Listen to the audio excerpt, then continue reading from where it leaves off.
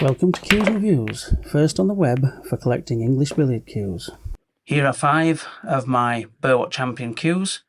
You will notice that the facing splice, this is what we call the facing splice, this section here, from here to here, it's different colours on different cues. This one, the two materials used almost blend to a point where it's hard to tell where one starts and the other begins.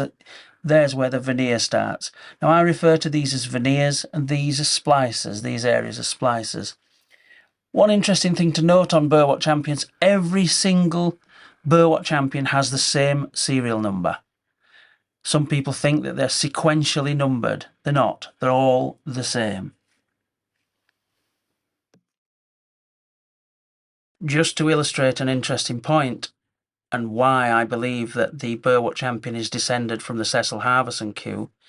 Here we have 2 of my Cecil Harverson cues made by Burrs & Watts.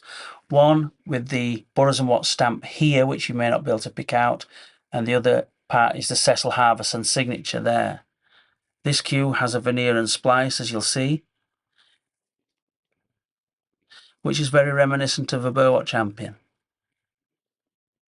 Even the woods used in the butt are very reminiscent of a Burwat Champion. This is what you might refer to as a second edition Cecil Harverson cue, which is next to it, which is the cue that's moving now. Similar design in terms of splice, not as fat in the butt, slimmer, more like a traditional snooker cue design. This is my Canadian Burwat Champion. Interesting in the fact, or for the fact, that it has Canada Limited written on the badge, plus other distinguishing features which I won't describe here because I don't want people to replicate this cue. I do believe this cue is rare, or very rare. If you know differently, send me pictures of another one. I'd be happy to see it.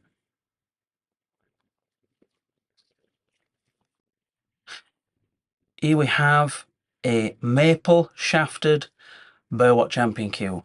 As stated earlier, many people don't believe that the maple Burwat Champion exists, although over the last few years there have been several sold.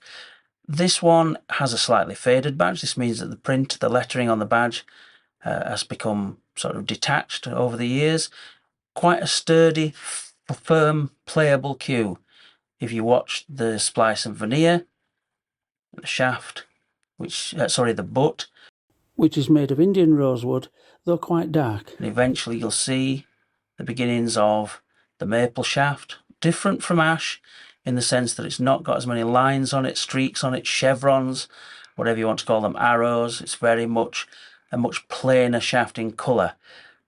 Not to be mistaken for hornbeam, which we'll talk about at some later date. A maple Burwat Champion cue.